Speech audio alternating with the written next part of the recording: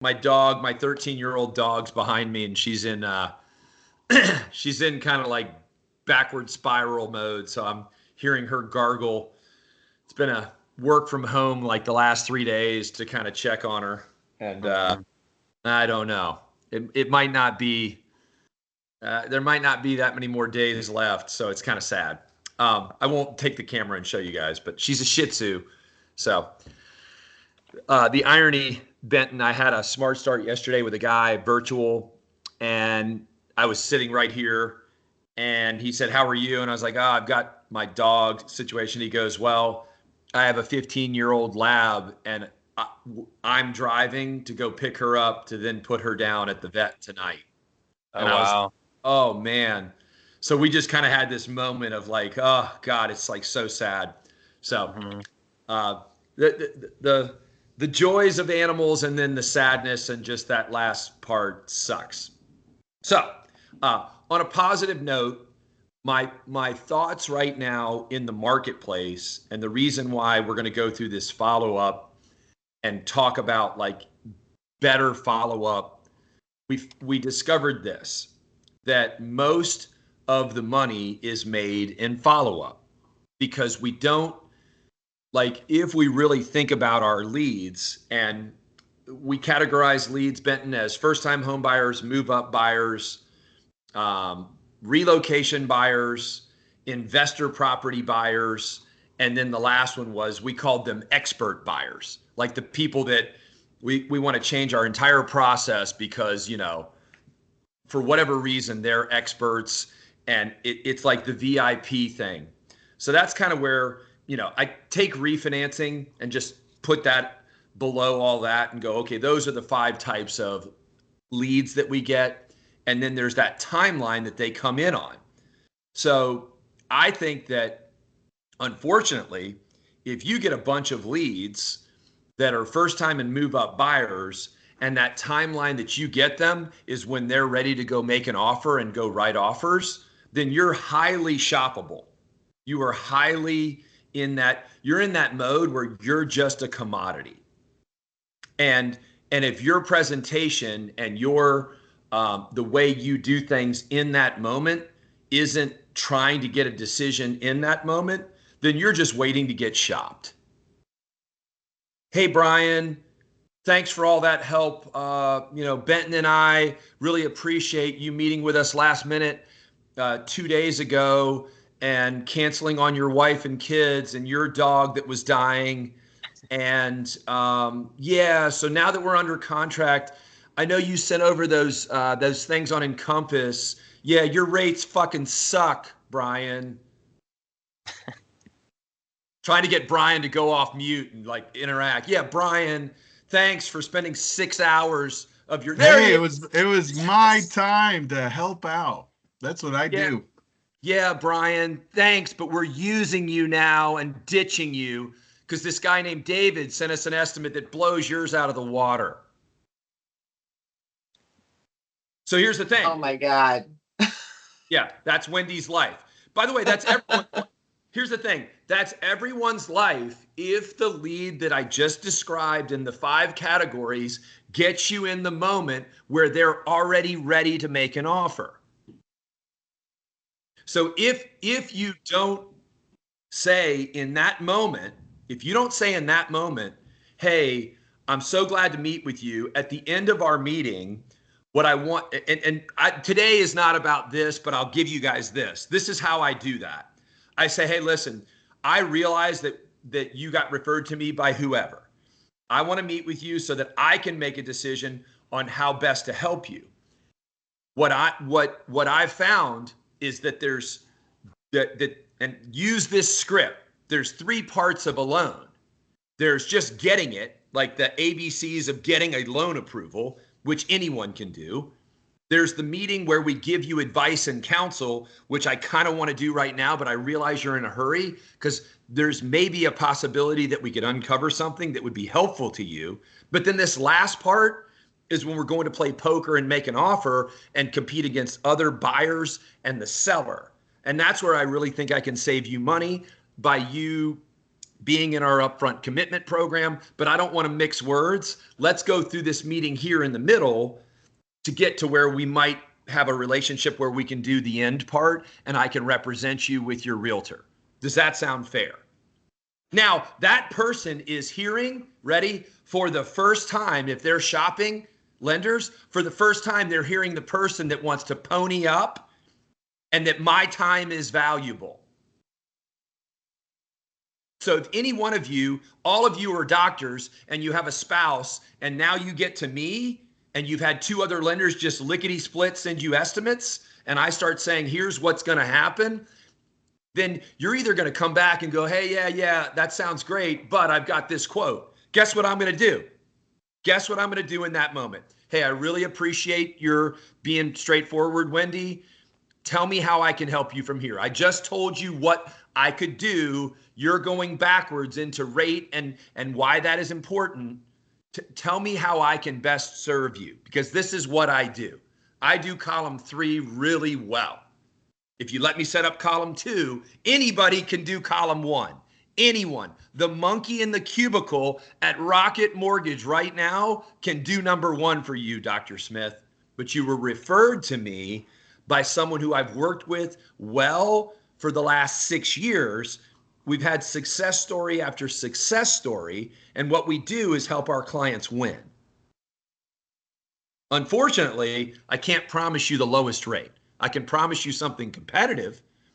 So how can I help you from here? Now, if you guys have the volumes down, leads are down, everything's down. If you keep lowering the barrier and you stay over here in column, now I'm screwed up with my columns, column 1, that I just want to get your loan approval real fast, and you're not spending that time to frame yourself and frame your value, you are going to continue to be rate shopped. And it does not matter what your rates are from your company. When you get rate shopped, there's someone out there pricing that loan at par at 98 or 97.5 on your rate sheet. They're pricing it at 98.5 on your super competitive rate sheet at par. Anybody fight me on that? Anybody want to fight me on that? Anybody want to talk about rate shoppers? Because here's the thing. That's when you've already missed the window. So now, rewind. I think that the reason why we are professionals and why we can make a lot of money is that we can prospect to a variety of sources: realtors, financial planners, professionals, attorneys, commercial people, our past clients, our network, leads groups, Chamber of Commerce. We can cast a net where we find people that want to do something in the next 3 months to 24 months. 3 months to 24 months. And when we meet with them or have that initial dialogue or that initial thing, the issue is they're not ready yet to meet. Or we meet and we have this, oh, your lease is up in April of next year, but now what? Like, they're not ready to officially apply. So we have that with our leads. With our referring sources, we have the, hey, if you all know the accounts pyramid form, Benton, you can pull that up right now if you want and go into, so yeah, the accounts pyramid. So to me, that's that form where you have business people on the bottom and you're prospecting to them and you're meeting them. And then the question is we've all had a good meeting with a realtor in April or May that we've almost forgotten that guaranteed, I would say to all of you, if I made you scroll on your phone, by the way, here's a realtor that gave me her card at an open house. It was in my thing. I met her last week. She's nice. I mean, I'm going to try to grab coffee with her. I need to, Benton, Andrea Frandon. I need to put her on accounts pyramid. Okay. Here's my point with follow up with these people is that we're human. And unless we are like looking at the list and going, where did I move the needle with this person in the last month? You forget about them. And then the follow-up, back to what we're going to talk about here and put on the screen in a minute, the follow-up for realtors. Ready? Take this back off so I can see the people. It sounds like this. Hi, Wendy. Brendan here via text. Just checking in. How's the market going? Hi, Ron. Brendan here. Hope you're well. Saw your listing on Instagram. Congrats. Just checking in. Let's grab coffee soon. Hi, Sheila. That low down payment program, that piece of shit shiny lure that I hate talking about, I want to talk about. That piece of garbage specialty product that I spent an hour researching, I want to lure because no one's ever going to use it, but I want to tell you about it because I just want to get in front of you because I just want to lead. You know what's fun is the more I just am myself, whatever part of what I'm telling you, it has to be happening to you because I'm a successful loan officer, almost 30 years doing this. And my first day in business, I literally was listening to Todd Duncan and the Mastery program. This was 1995 on how to go door knock and hang out with realtors. Nothing has changed. Nothing has changed. Go meet them at open houses, cold call them, leave them motivational messages, meet them through a friend, go grab coffee, and then everybody who has a personality, you're going to have a good meeting with them. Now what? The follow up. Okay, last frame before we start. We talked about leads, the different types, and that cycle. And then you have the good exchange and then the follow-up. We talked about the accounts pyramid. This is like all your business sources and then the follow-up. The last piece, and we're going to open this up, is your past clients. They're the people you've helped. They're the people that are sitting at 3.25 with 500,000 in equity. And the follow-up to them. Can everybody chime in? Who has actually read this book? Just on the chat, say if you have or you haven't. If you even know how to hit chat. Chat, Andy, yes. Brian, no. David, no. By the way, Wendy, no. Okay, and this book is literally, I'm going to say it is 130 pages. I would recommend you buy it. It's a small book. I mean, look, they've got huge quotes and then something to, so there's not even, I wouldn't even think that this book is like 5,000 words. So you can actually read it in about 45 minutes. The genius behind it is really just that these are the way he's laid out the questions really stimulate the ability to listen. So he said, I did the title exactly what to say, but if I had titled it exactly how to listen, no one would have bought it. So so this may be a little bit all over the place with the follow-up questions, but what we were trying to figure out was how do we engage in follow-up better? And I want to open it up so that you guys, first of all, maybe again, this is in the chat. How many of you struggle with your follow-up or what to say, or that when you text someone that you think you had a somewhat okay relationship with, you don't get a response? How many of you struggle with that? We're just going on the chat. There we go. Yes, raised hands. David, every day. Yep. Brian. Matt, you struggle with it?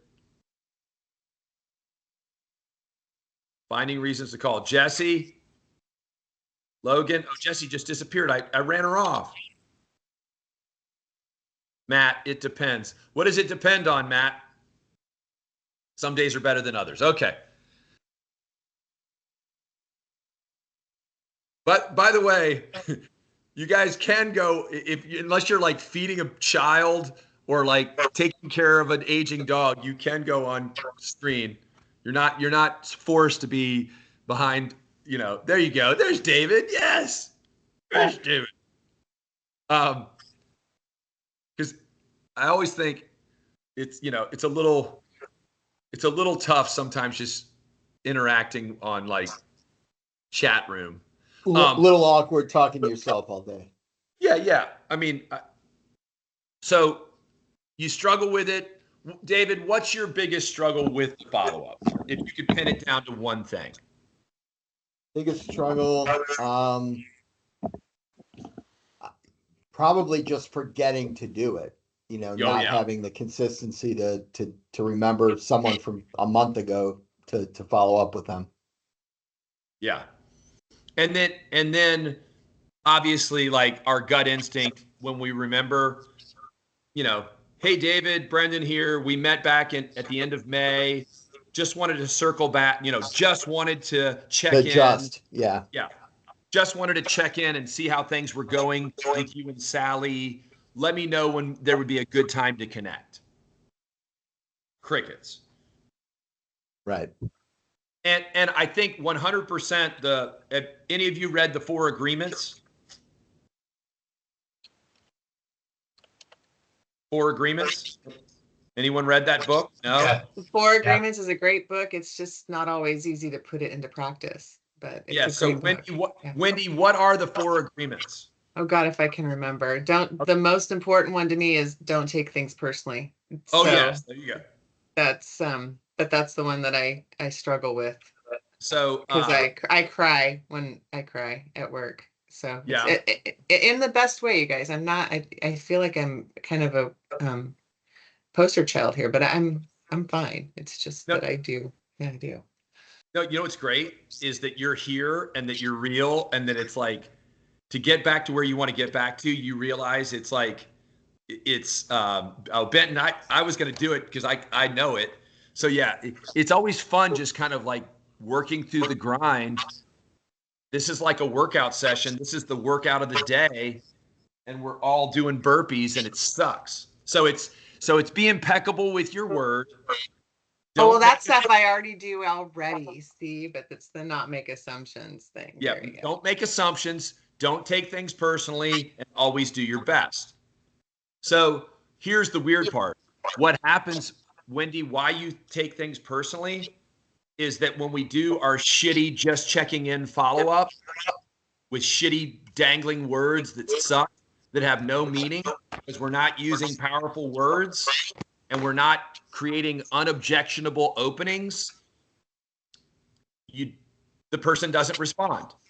You assume they don't like you or don't want to work with you. Then you take it personally. Then you're in this loop.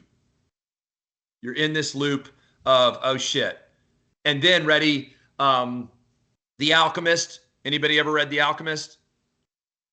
No. Well, The Alchemist is an amazing book. And eventually if you read it, the whole world, when you're in a weird space, your brain just says everything isn't working. The guy that I hired to fix my fence fucked it up.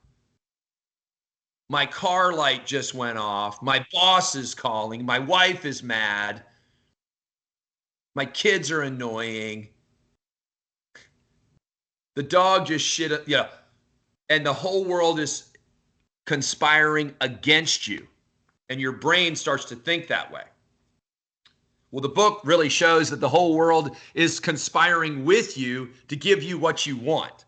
It's just a flip switch. It's like it's on or it's off. The whole world is conspiring with you to give you the life that you really deserve. It's just a matter of perspective. So Benton, let's pull up. It's 8:52 for 20 minutes. Let's just look through this follow-up stuff that we started. We can send this out to you guys. We can play with it. We can give you the detail and grow with it. And every now and again, if I turn around, I'm kind of looking at my dog, making sure she's breathing. So forgive me. Benton, do you want to share screen on what we worked on yesterday? Yeah, did Dino email it? Slides from today? Yeah, I'm pulling it up.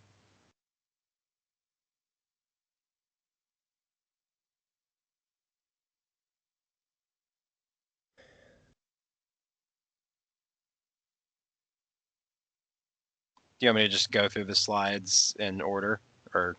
Yeah. Scroll down to the next one. This was the follow-up. Oh.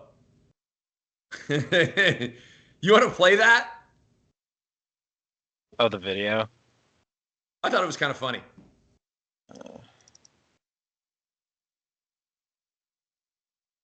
Will it play? I think he had the link like saved. I don't know how to do that. Basically, this kid is sent into a store to ask for something that doesn't exist. And yeah, turn it up. Can you hear it? I don't know if people can hear it. Can people not hear it? No. Just hit play so we can. It's not funny. Hit play so we can see the captions. So the kid, read the caption. You know how embarrassed I am? So they sent him in. What did you say? He's like, I walked in and I said, oh my God, I feel like an idiot.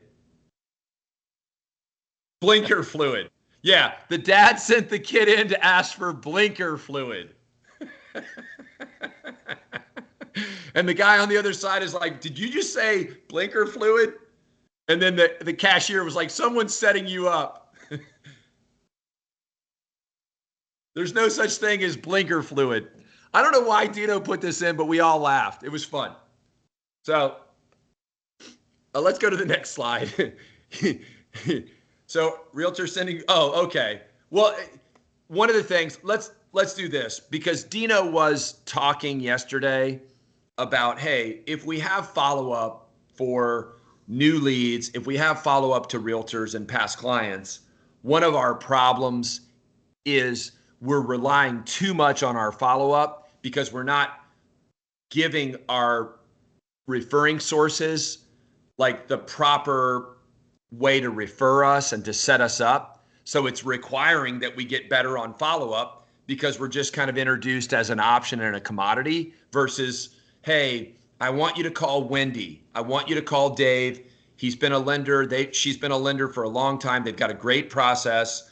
I'm not steering you wrong. You could go anywhere, but I would feel comfortable if you met with them. And if you decided at the end of that meeting that you wanted to work with them, I could tell you that we have a really, strong likelihood of getting you what you want. So with your permission now, I'm going to connect you to David and try to get with him within the next week. Now, wouldn't that be nice, David, if every realtor said that? You'd be like, dude, Brendan, I don't know what the fuck's going on, but my conversion rate's going through the roof. Like I had this lady come in the other day. I mean, she's an older woman, and at the end of the meeting, she hugged me, she kissed me on the cheek and said, where do I sign? Like, what's going on here? So he kind of said, hey, one of the things in improving your follow-up is improving your framing with your realtor sources to tell them how you really want to work. Keep going. And that's why he said the blinker fluid was like his little way. During the consultation, pressure test. So he was just kind of using these as I think this right here, this set of questions is very good at the very end of your presentation. Do you see these questions? Would you be bummed if you weren't in a home by blank date? What is your understanding of the real estate market here in Cleveland today?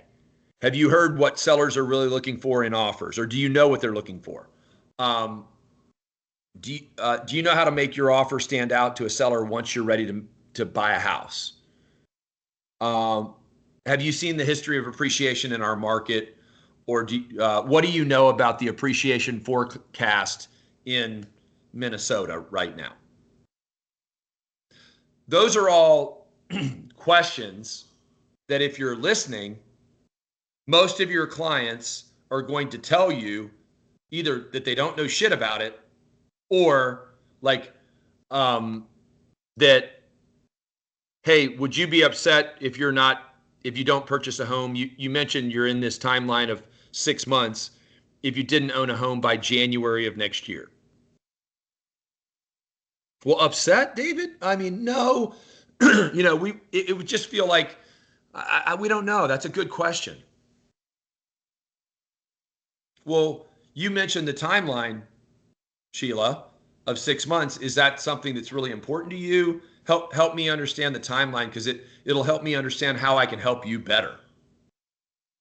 Well, yeah, that's a great question. Like, if you get clients that pause in your meeting that need to think, these pressure test questions are really good questions, because each one of them can allow you to say and set up your value.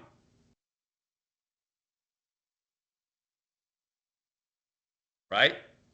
That you're part of the way to get them what they want, because you're available, because you're a consultant, because you work with the referring source, because you know the market better than the cubicle person or the person at the bank that works from 9:30 to 3:30 that they walked in and they just gave them an estimate. That was, by the way, it was a good estimate. It's never a bad one. You're just that executor on the end. So this is pressure question test. We can send this to you or put it in the chat and you guys can play around with this. Next. Follow up. How many of you are really, this is just kind of like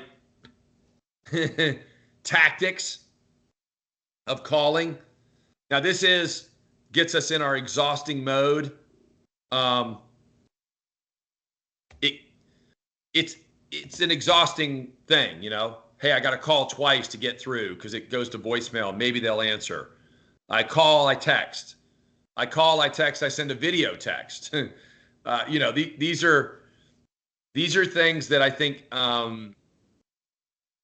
he was saying that platforms and like companies will just bombard you. So to me, I look at this and go, can we be more effective with our word choices when we follow up versus, and try to really engage them in the thing that they read? Because everyone reads their text, whether they follow up or not, is based on the value that they see in the text. We've all gotten the overly lengthy text that we're like, fuck this, sales pitch, next.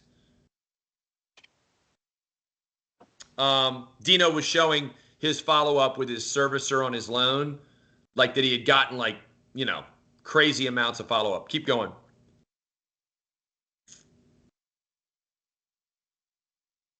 Go to the next one, Dino, or Ben.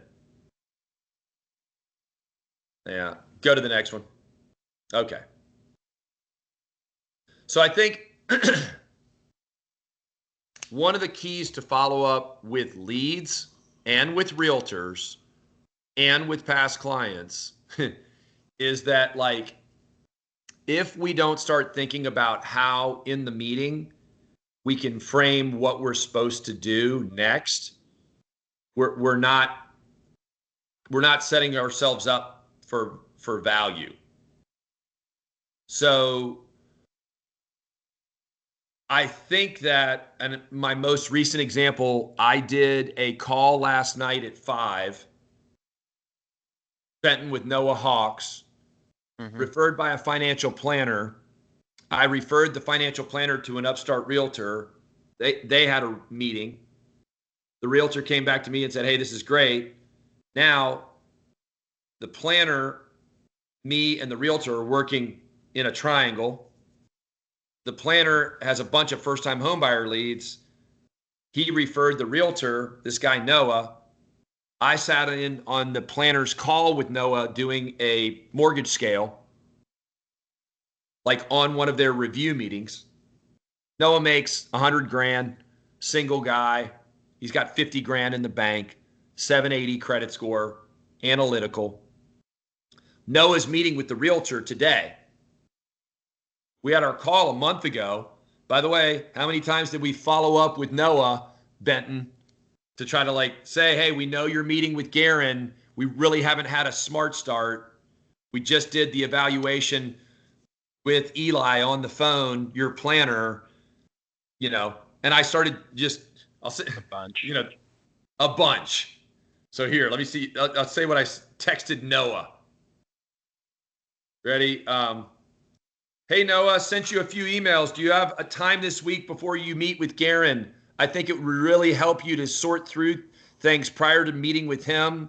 We could do a virtual Smart Start meeting or a face-to-face. No response. Tuesday morning. Noah, left you a message. Let me know if you can meet prior to your meeting with Garen.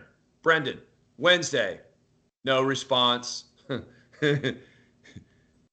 Yesterday morning, Brendan, do you have time to meet either at noon today or this evening? I put this evening.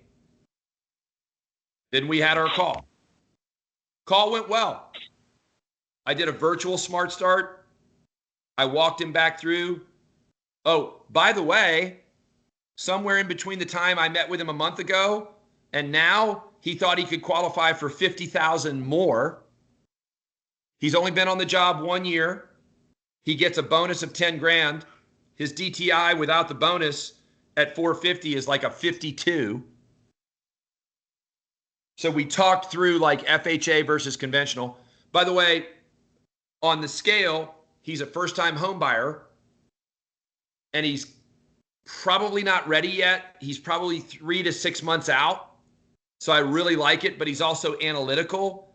So I really like that, like how this one is shaping up for me to now eventually say, we need to do your upfront loan commitment.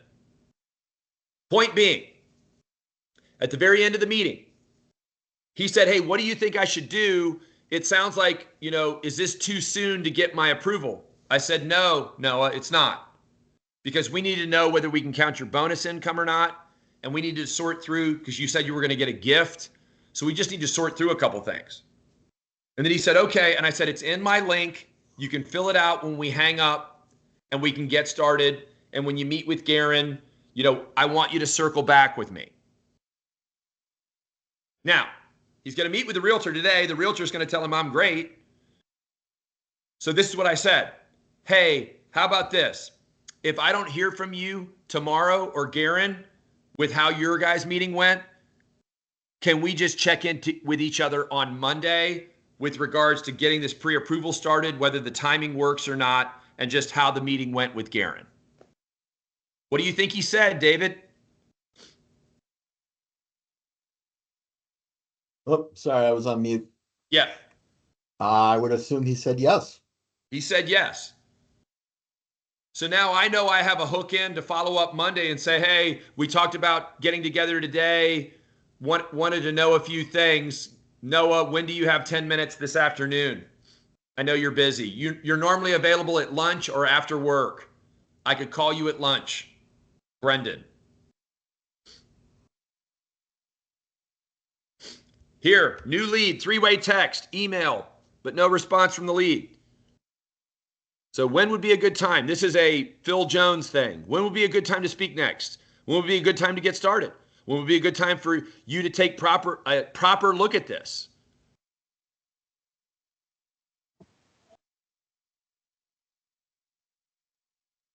All assumptive, all good shit.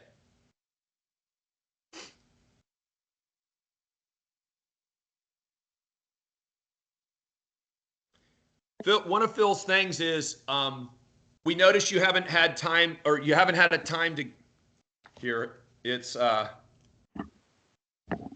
makes you say that? The good news, most people going through the I bet you're like me. There are 2 types of people. I love that one. I want to start using that. You have 3 options. I'm guessing you haven't gotten around to it. I'm guessing you haven't gotten around to it, David. Yeah, I've been just really busy. I'm guessing you haven't gotten around to making a decision yet on whether or not you want to purchase a home.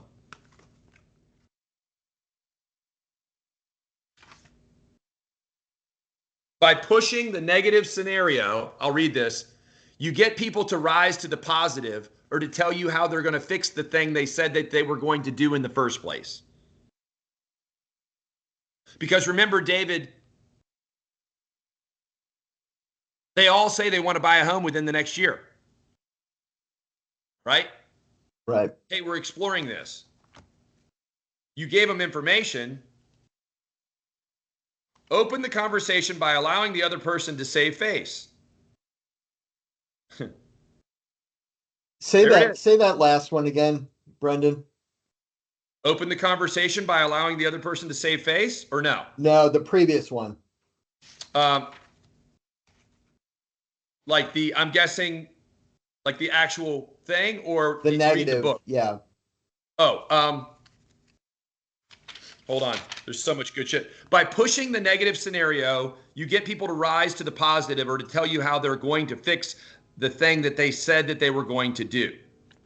So if we start over, I'm guessing you haven't gotten around to it. Sticking to the theme of following up with people, I thought I'd share some words with you to choose in those scenarios in which you are fearful of contacting the other person because you think they have not done the thing you would like them to do.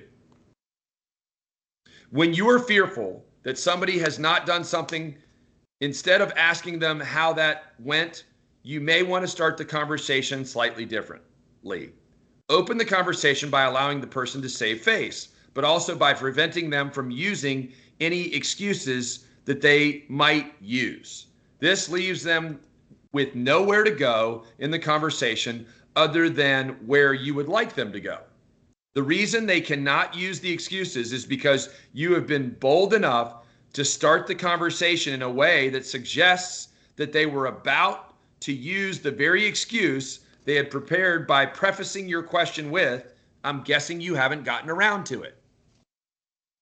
Imagine you are making a telephone call to someone who said they needed to consult with their partner before making a decision. If you ask, I'm guessing if you haven't gotten around to speaking with your partner yet, it now becomes impossible for them to not use that, for them to use that excuse. They respond in one of two ways. Either they feel proud they have not done what they promised to you, or they are embarrassed that they haven't made the time and make a new promise to you to put right into action, or to put right that fact. He's English, so his words. You got to say it with a British accent. Yeah. So, and then the next line, by pushing the negative scenario, you get people to rise to the positive. So he says, by using the words you are fearful that they may give you back in the other direction, you create a scenario that completely disarms them. If you say to somebody, I'm guessing you haven't gotten around to making a decision on this yet, and they say, no, you're right, we're still thinking about it, you can then open up the negotiation or conversation. If instead they say, no, we've made a decision, you can say, great, when are we ready to get started? By pushing the negative scenario, you get them to rise to the positive and to tell you how they're going to fix the thing that they promised to do, because most people are people of their word and pretty bad when they get called out, and feel pretty bad when they get called out for it. So that's, that was, by the way, three pages. Number 7. That's the Matt. I'm guessing you haven't gotten around to it. I like that one. Yeah, I mean, dude, David, there's 20 in here, and if you get, Phil Jones on a call, he's probably got 20 more. But it's just the psychology of these little. I think of it almost like in columns, and it's like, oh, that's so brilliant, because it really does. When we don't know how to challenge people properly, we come across as assholes. But if we say, hey, again, you haven't, it's so weird. I'm guessing, that's the tough part. I'm guessing you haven't gotten around to it yet. I'm guessing you haven't had time to look at those figures I've sent. I'm guessing you haven't had time to look at the disclosures we sent you Friday. That When would was be a so good time? urgent for me to send immediately when you called. Yeah. When would be a good time today to review those? When would be a good time to continue our conversation about the disclosures you haven't signed yet? Well, I'm literally sending that text right now. I'm guessing you haven't gotten around to it yet. So go to the next slide. Or is this it? Benton?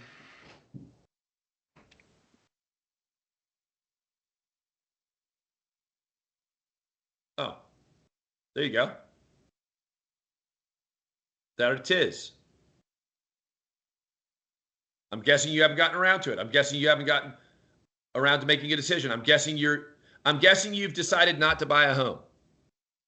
I'm guessing you've gotten around to buying a home, but I've gotten around to a home buying decision yet. I'm guessing you put things on hold. I'm guessing you have not gotten around to setting up a move date yet. I'm guessing that you've not had a moment to review my email. There you go. Click on the next one. Oh, so probably one of the best things I think we could learn is this, and we'll wrap this up in a minute.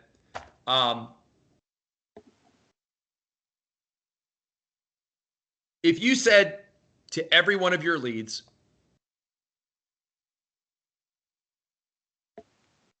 that sounded like they wanted to know more about rates, and you just said, hey, what do you know about mortgage rates and how they operate and how they move? And just shut up and literally sat silent and was like, oh, okay, tell me more. Okay, yeah. Oh. Like you're sitting in front of someone like Barry Habib and he says, hey, David, tell me what you know about mortgage rates.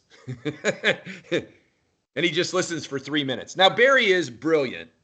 Barry's also, God bless him. I hope his cancer stuff gets cleared and he's okay.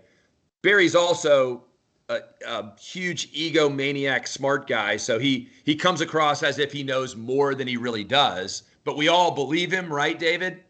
We all 100%. do. Right. But then he's like, and like I said, David, 3 weeks ago, when I farted, I told you to all lock because we knew at that time when Biden stumbled in the debate before President Trump actually almost got killed, that rates would go up. Now, if you fail to listen to my advice, David, here's the thing: we're gonna hang loose today and wait for tomorrow. Like it's such every time. Every time. Point being is this: what do you know about housing trends since we've last spoke? What do you know about housing trends? Same line. What do you know about the recent economic updates and how they've affected mortgage rates? What have you heard about housing trends in Florida? What new information do you have about the market since we've last connected? Hey, beat on that last one. I'm just thinking, like, for a shopper client you had a really good smart start with, and now you're following up with, and you just start to get some vibes, some shoppery vibes. What new information do you have about the interest rate market since we last spoke? Yeah.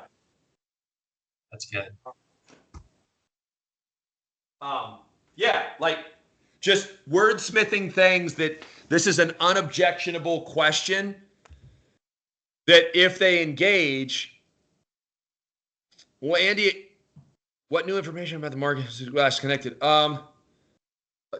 Andy, been really busy. Don't know. Is there something I should know? That's the kind of response you want. Yeah. And then ready? Go back up 3 slides, Benton, or 2. Benton, go back up 2 slides. Yeah, when would be a good time when would be a good time to continue our conversations? When would be a good time for you to take a proper look at this?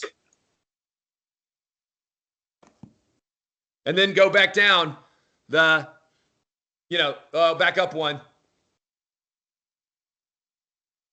Ready? Since I hadn't heard from you in a while, I'm guessing you put things on hold.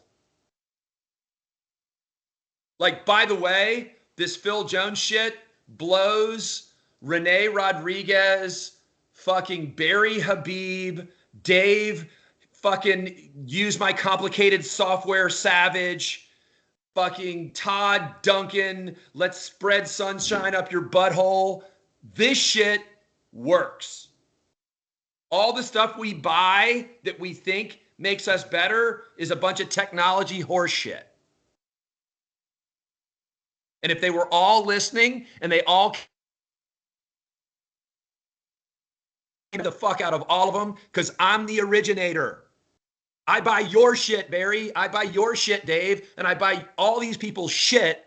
They're not originators. I'm a fucking originator. I'm the doctor. I'm the one that does the surgery. Phil Jones is a genius. This shit is buy the $11 book and start understanding that words and posturing and framing. Now, I'll give credit to Renee.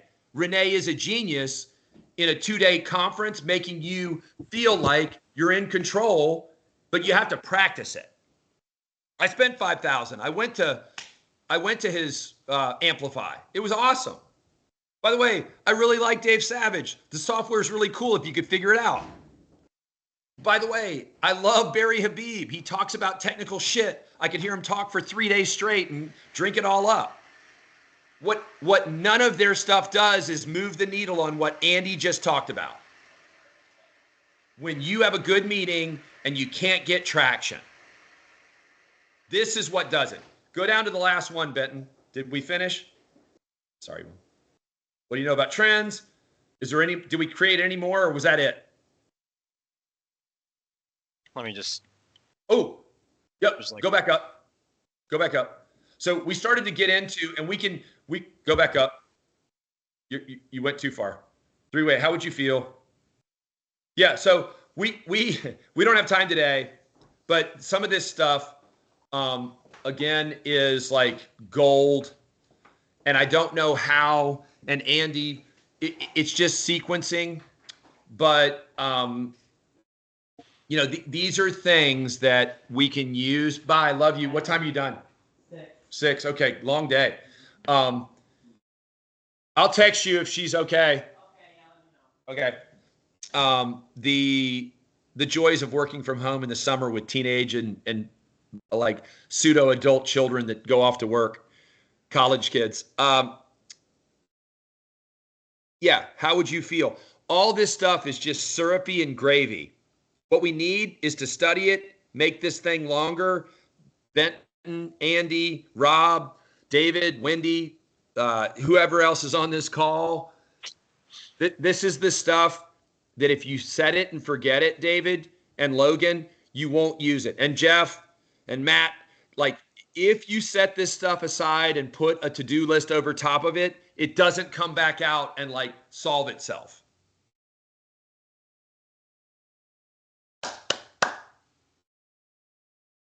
Watch this call again. Broadcast this to the world.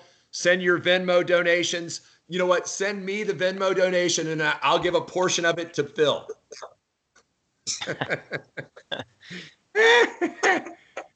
Thanks, guys. And work on this stuff. Hey, Brendan. Yeah. Just because being consistent is the key, especially with this linguistic stuff. Maybe we just do like one call a month is just exactly what to say. And then we just Yeah. it. Yeah. And you know what I thought? And I said this to Dino. Andy, do you remember when I read the book, I Never Split the Difference, and I wrote out all the quotes on a Word document and then I taped it on the front of my binder? Yeah. And then it was like, and by the way, that book's genius. But the only difference in that book is that the way Voss presents it, he's negotiating, he's a hostage negotiator. And to me, it's almost like, to me with that book, which is brilliant, it's a little bit like it's less relational and more like there's this thing that you're trying to accomplish. Whereas with Phil Jones, it's more like, hey, I'm having a relationship with you. I'm trying to help you. I want to help you, but I need to open up how to help. And so don't get me wrong, Chris Voss's book is amazing and it's tactical shit. But yes, Andy, what we need to do is take all of these. My point is that I love the avatar of leads, and we could do it for realtors, new leads, and past clients, and like literally have 3 pages that would all be 8.5 by 14. And then we could have columns, and then we could just like literally stack these things. And then I just say, Andy, laminate it, put it on your wall. And when you're pissed, look up and go, ooh, I like those 3. I'm gonna combo those. And David, when you're like, hey, I'm sending this now, like if one day we had the things laminated to that wall to your right, and you just turn when you're pissed off and you're like, okay, this is a new lead. They're first-time home buyers. Fuck. All right. Boom, boom, boom. Text them that. Which, by the way, true story. And then I got to go. We were having a tough time getting past clients to engage in a meeting we call Pathways. Hey, you leaving? Do I need to drive you? Okay, we'll finish. What time do you have to be there? Oh, shit, we got to go. Anyways, Benton, tell them what we did, because Phil Jones said, hey, 5 to 7 years sounds like a long fucking time. What about just midterm goals? We changed the words, literally, and he has in here this thing called a word swap. He goes, sometimes you're just using the wrong words. This says simple swaps. We changed it. All of a fucking sudden, everybody's like, yeah, I want to have that meeting. And I'm like, yeah, he's genius. And I'm just an idiot that keeps trying one thing. I'm taking Patrick. I've got that open house at 10 with Katie. I'll be in at 11:30, Benton. All right. Thanks, Brendan. All right, guys.